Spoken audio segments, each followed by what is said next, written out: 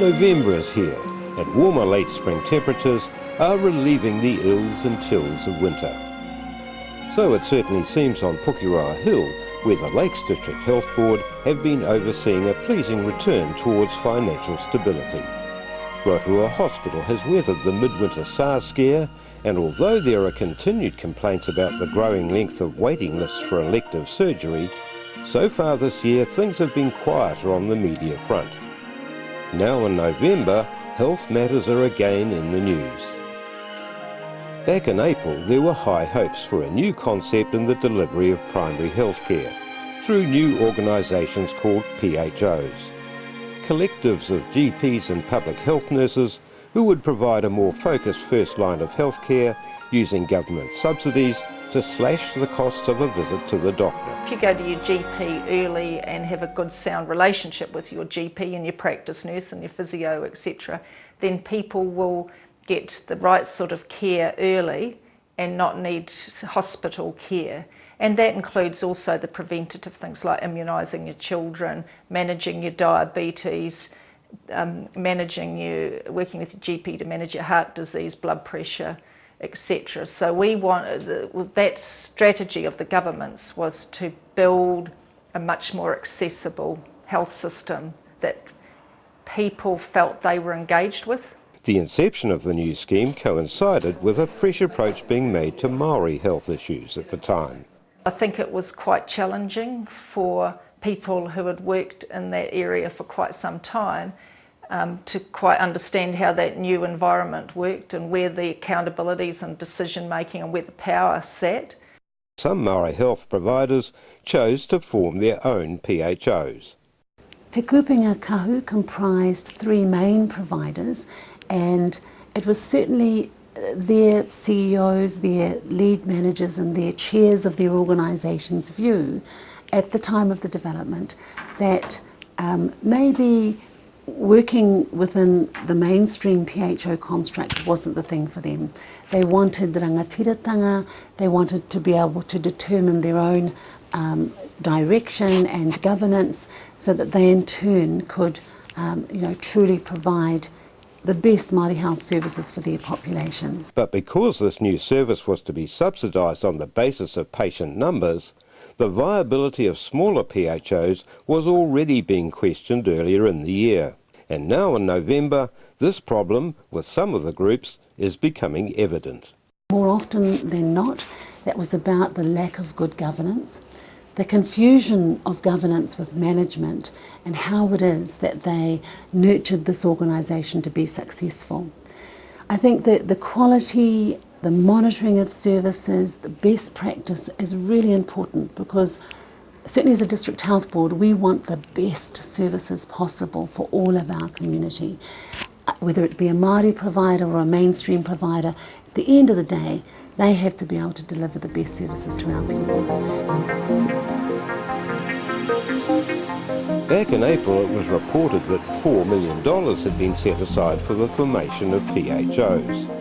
It seems a paltry sum compared with the figure emerging from this week's news that after a 2-year search, a buyer has been found for a large chunk of the central North Island forests.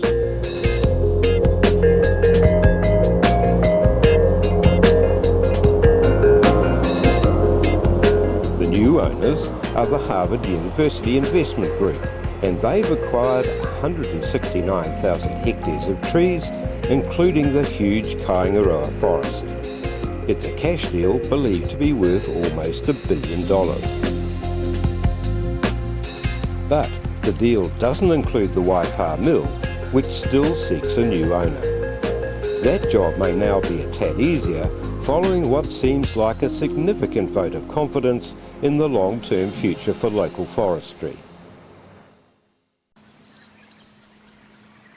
There is, of course, another settlement in the wind. As Te Arawa continued discussions with central government over lakebed ownership, news of their negotiations around this settlement has been sparse. In recent months, apart from the usual long-standing voices of dissent, most interest has been focused on the deteriorating quality of water rather than the lake beds themselves. That may be about to change. First comes a rumour that the time for an announcement on the terms of the lakebed settlement could be approaching. Earlier in the year, a critical Te Arawa negotiating point had been settled by the establishment of a joint committee to manage the lakes, particularly in terms of water quality issues. The structure of this committee is now close to being formalised. The government came to us and said, we are going to make a decision, however, you live in that area, and after we make our decision, if we agree, which we are likely to, then we want to have a structure there that's going to operate. So we were told clearly, you get your act together locally, and what can you do? If we ask you to do it, what can you do to help? The District Council is now urgently convened to reconfirm their support for this arrangement and to make sure the role and function of this committee is clearly understood. Most take this as an obvious sign that after years of discussion, a settlement of the lakebed ownership issue is drawing near.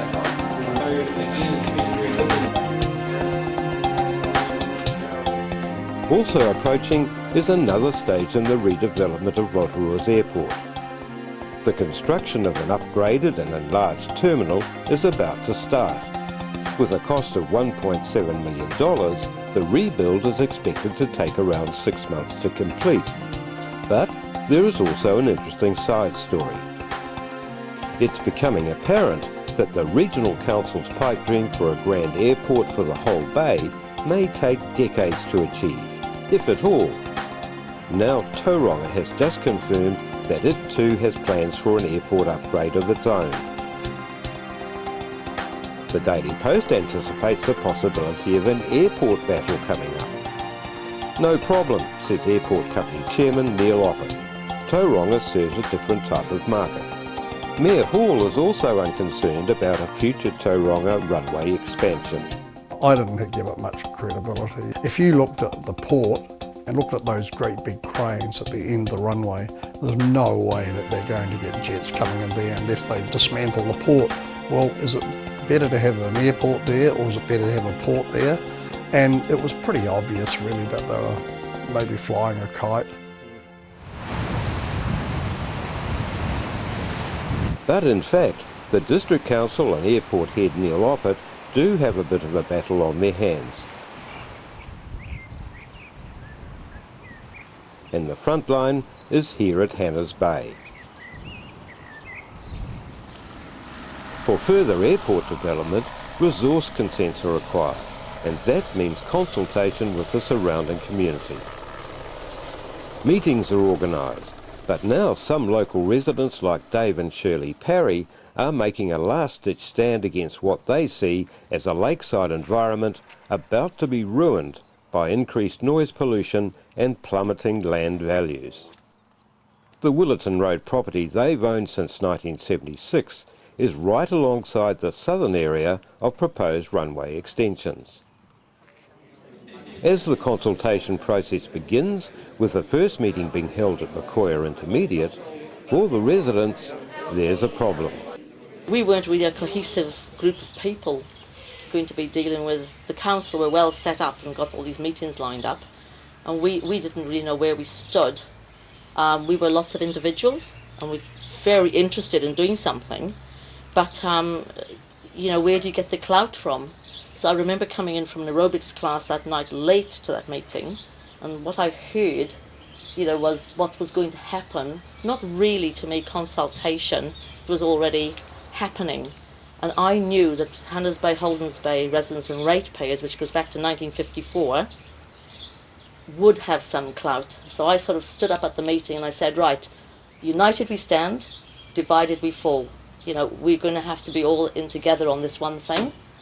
It wasn't particularly well received by the folks that were talking to us, which would have been mainly councillors, engineers, people along those lines. This whole concept of consultation was probably as new to them as they were to us, and I certainly feel the first few meetings that we attended, their concept of consultation was to say, well, we've invited you here, now listen to what we're going to tell you is going to happen. So, it, you know, as I say, to be charitable, they probably were as unprepared to the concept of what consultation really means, you know, back in the early 2000s. Yeah. At the next meeting, the state of the opposition and the mood is very different.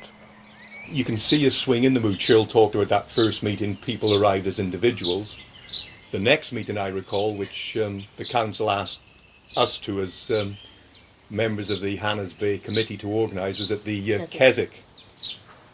Very big attendance, and again the council's, my personal feeling, the council's general approach was, well, we've got the facts, we'll tell you what's going to happen. And I think they actually left that meeting pretty much with the tail between their legs, because there was a lot of anger, there was a lot of aggressive talk from the people on the floor, and I honestly feel that the council went back, took stock and thought, well, we lost control of that one. So the next meeting was actually at the council chambers, and quite specific rules were put down about how the actual evening would evolve. With the resumption of a regular jet service just around the corner, it's clear that the consultation process over further airport expansion might be more drawn out and contentious than had been expected.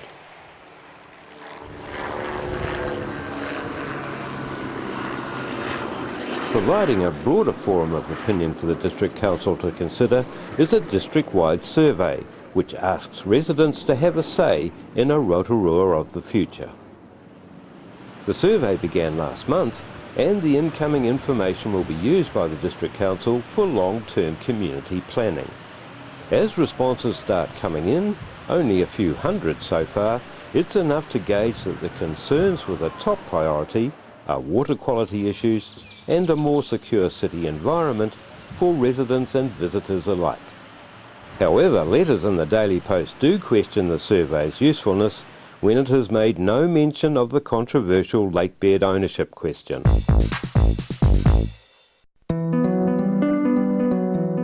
If last month's Massey University report into the state of Rotorua's lakes was sternly critical of long-term inaction by all the authorities concerned, at least one community is determined to come to grips with the water quality problem.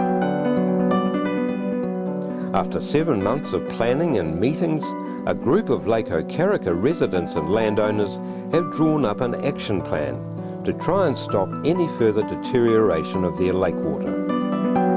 Lake Okaraka is the first example of a formal action plan focused on just one lake, but there seems to be growing enthusiasm to develop the precedent and extend it to other lakes in the near future.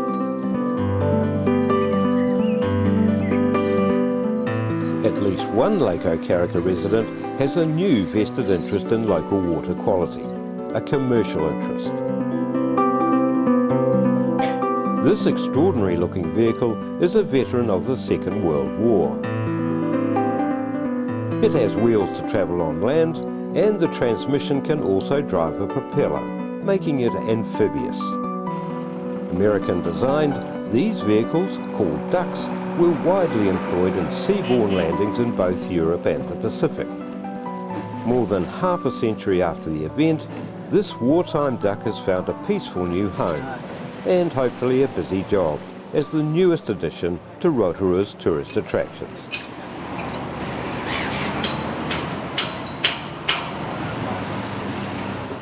Last month's welcome news of an impending building boom in the central business district seems to be contagious. In mid-November come reports of the likelihood of these signs of growth spreading out into the suburbs. It's clear that there is a demand for more living space, and new subdivisions are about to spring up around the edges of the city. At the back of Linmore, Ngāti Whakaue interests have released almost 6 hectares of land, room enough for 60 new homes.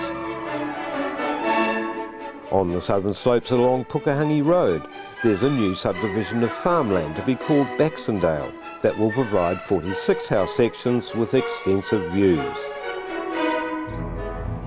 While further out to the east at Brunswick Park, 50 new allotments have been made available for development. And not forgetting, that a similar spurt in growth has been ongoing on what was once farmland around Rangataha.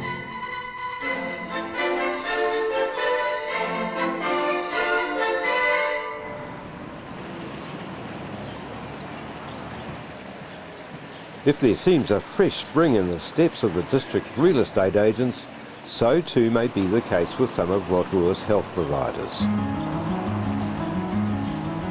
Those PHOs reported to be struggling at the beginning of the month have just learnt that their tales of financial woes have had a fair hearing, and the Ministry of Health will be coming to the party with fresh funding early next year.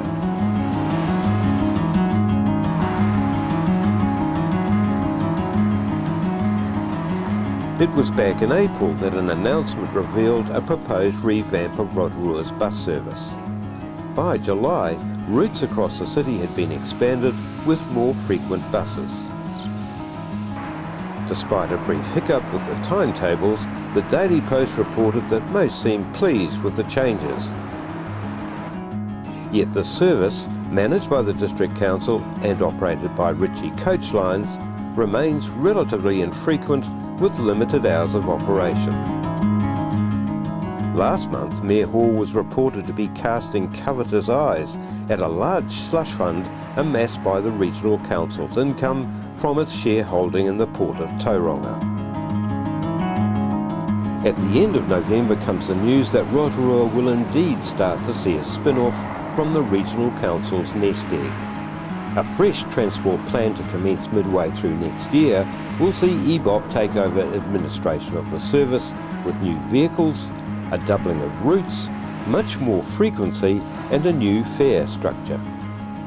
Well, it was what was needed really, because they'd also had a very successful bus. EBOP had been running the buses in Tauranga and in Whakatane, and they ran buses from Whakatane to Tauranga for people to shop. Actually could have been from Whakatane to Rotorua too, but they ran them there, and so it was probably the best decision. It's a decision that will in effect double the Regional Council's funding of Rotorua public transport to more than $1 million a year, and provides another positive note to the end of the month.